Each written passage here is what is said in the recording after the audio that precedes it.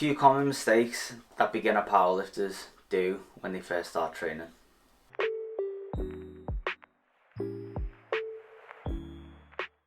So I have recently taken a job on at the University of Liverpool for the powerlifting team. Beginners and some aren't, but I'm just going to give a few reasons how you can really max out your newbie gains and actually become a really strong powerlifter without going through all the mistakes that I did when I first started training. So a couple of things when I first started training. One, I went heavy too quickly. I didn't really learn technique properly. I was just going into the gym, doing whatever, and it wasn't really working for me.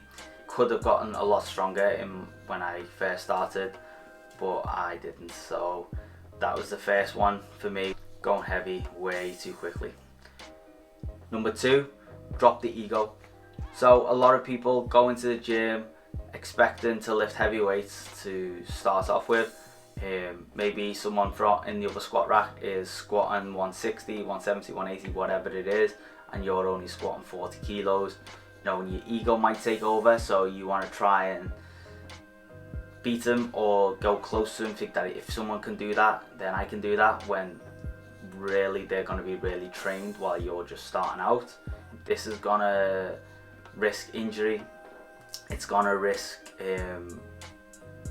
fatigue very quickly, and there's no point in maxing out every week. Maybe as a beginner you think you can max out every week because you can kind of get away with it because your body isn't used to training, but once you do start getting used to training, you're just opening yourself up for injuries. And yeah, I'd rather, when I have a client who's a beginner, I'd rather them focus on form, focus on technique. Weight doesn't really matter. If the weight goes up, that's really good. Obviously we want the weight to go up, so we want to get stronger, but the main goal for beginners is technique and patience and consistency with how they squat, bench and deadlift. That's more important than going to the gym and trying to max out. I did this. I was on the PH3 trainer when I was at university, and it tore my glute muscle, and I also done something to my rotator cuff in my right shoulder, and after 5-6 years it's still there. I can still feel it. So don't make the same mistakes I did. Be patient, don't max out, drop your ego and be a better lifter. Point number 3, doing too much. Now if you're trying to max out every week, it's not going to work out for you.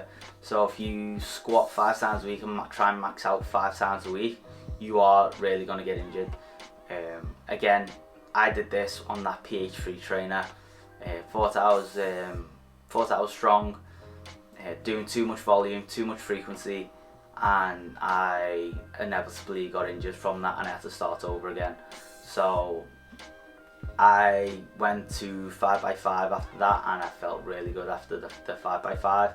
And if you do not know what 5x5 is, it's basically 3 exercises, 4 or 5 if you want to add your arms to it, but literally 3 exercises, just trying to get stronger and build every day. So yeah, don't do too much volume. You're not an advanced lifter, and you don't want to kill yourself in the gym. You want to get enough stimulus to increase fatigue levels, and then eat, recover and go into the gym the next day. When you go into the gym the next day, if you feel like you can't lift enough, then you're probably doing too much. So I'd back the volume off a little bit. Maybe do something like 5x5 or 5-3-1, just to gauge where your effective volume is. If you do not know what your effective volume is, you can go on YouTube and search in Dr. Mike Israetel. He'll give you plenty of information on effective volumes, recoverable volumes, all that sort of thing, if you want to go down the bodybuilding side of things. But it does have an effect in the powerlifting and strength training too. So yeah, try not to do too much volume. Try and get in and out 40 minutes, an hour is all you need really as a beginner. Otherwise you're just wasting your time in the gym if you're there for 2-3 hours, which is what I used to do. I used to do like an hour of back and then like half an hour of arms. Like there's absolutely no point in that. I was being counterproductive to myself because I was burning more calories. so I wasn't really getting as strong as I could have been. So yeah, I mean, try and find what your volume is in and out the gym in an hour, you'll be fine. Another point is passive lifting.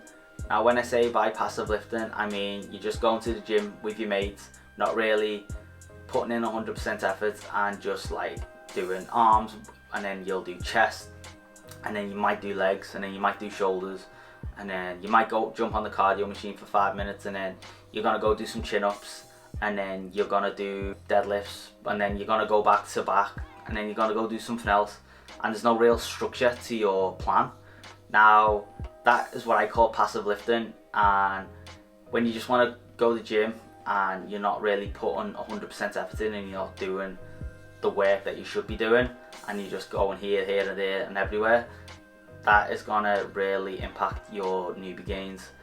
You want to be doing set days a week, or for beginners, compound lifts, so bench, row, shoulder press, deadlift, and chin-ups probably. So yeah, you want to do compound exercises, get in, get out. Again, 5x5, 5-3-1 are great examples of this. You just do squat, bench, shoulder press, squat, bench, row, and then you do squat, deadlift, shoulder press. That's all you do on 5x5, which is perfect and is what you need. Have some structure to your workouts. Do something that's productive. Get in, get out. And when you're lifting, give 100% effort. When I say give 100% effort, I don't mean maxing out all the time, but like go in, get your weights done, get out, done, eat, sleep, recover, grow, and that's what beginners really need. Now, some people might disagree with me on this, and a lot of people probably will disagree on me with this, doing one body part per week.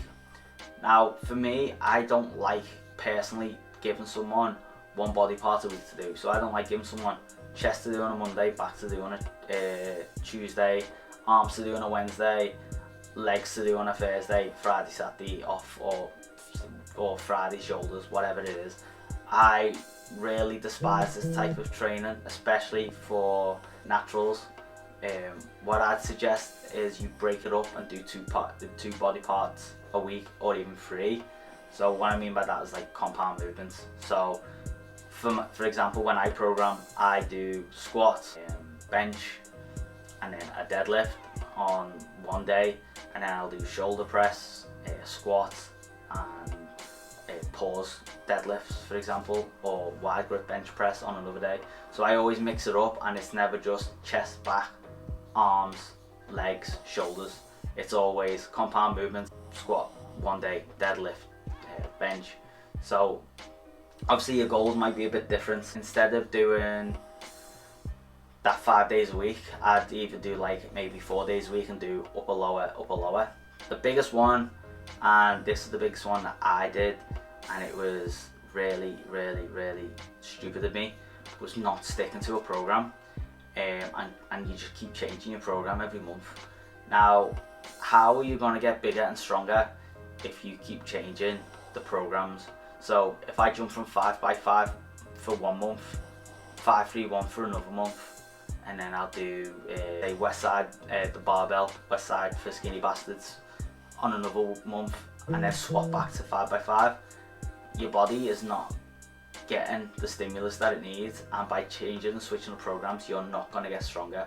I used to do this. I used to get bored very quickly on programs, and I used to change it up. But now when I program, I give myself as many weeks to do a block, instead of just doing 4 weeks of one, 4 weeks of the other.